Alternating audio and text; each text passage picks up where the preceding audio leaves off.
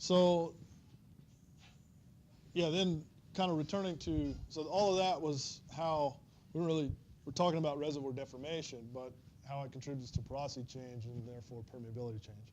But now returning to my picture of subsidence, you can actually there's some simple models that can predict subsidence. And one of these is a classic solution by Geertsma, who was a famous sort of mechanician that solved a lot of these problems.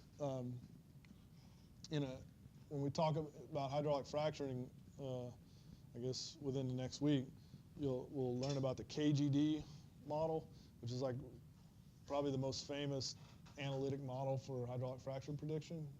And it stands for, KGD stands for Kristjanovich, Geertsma, de Klerk. And so anyway, you'll see this name Geertsma in a lot of these kind of things. Same guy that did same Geertsma and the KGD models, the same guy here. But anyway, developed this analytic solution. So if you consider a circular reservoir with these kind of parameters, then a point load solution for the displacement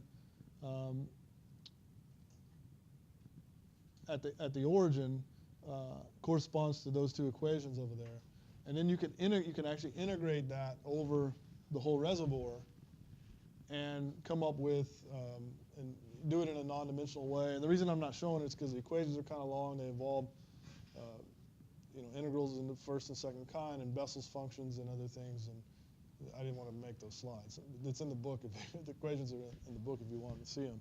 But nevertheless, the kind of important thing is this: you can actually then, if you parameterize it in some certain ways, you can kind of get these kind of curves. So over here on the left is the vertical displacement, and on the right is the horizontal displacement. So you get some contraction as the surface moves in to accommodate the vertical motion, right? And so to go back to your California test case, so this is, if you look at this D over R ratio here, that would be your kind of worst case scenario. So a D over R ratio 2, this would be a D, D being very large. I'm sorry, either D being very small or R being very large, right? So what that means is D is the depth. So if it's very small, that implies shallow, right? R is the basically lateral expanse of the reservoir. In this case, it's a simplified reservoir. Yeah, so if either or both, right? If D is small or R is large, then you can have appreciable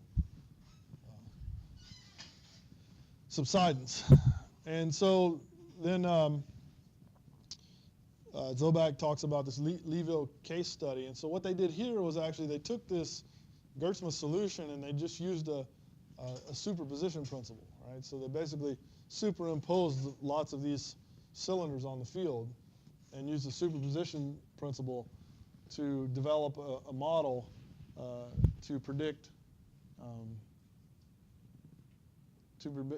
the subsidence. And in this case, so this field is in Louisiana, so this is a Mississippi River Delta.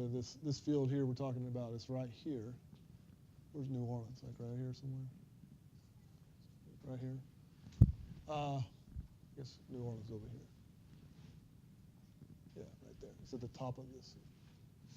Anyway, so that's the real field. And then over here they actually had measurement stations. So these black dots represent measurements with the error bars, and the black line represents the model. So, the model, this very simple model, kind of did predict the. While it's slightly underpredicted, it did fall within the error bounds of the real measurements. So. The question on the equation. Why are they just assuming Z equals 0? What do you mean? On the equation, it's like R, 0. Oh, no. So the first equation is just a sort of pointwise. So that's not the. You're talking about this guy? Yeah. That's just a pointwise at Z equal to 0 that's a point-wise solution. However, to get the total solution, which is plotted here, you have to integrate that over the whole reservoir. And it's the equations are in the book, but they're pretty long and involve all the Bessel functions and all this. So, yeah. So anyway, this is that case still study they do, and I think we'll stop here.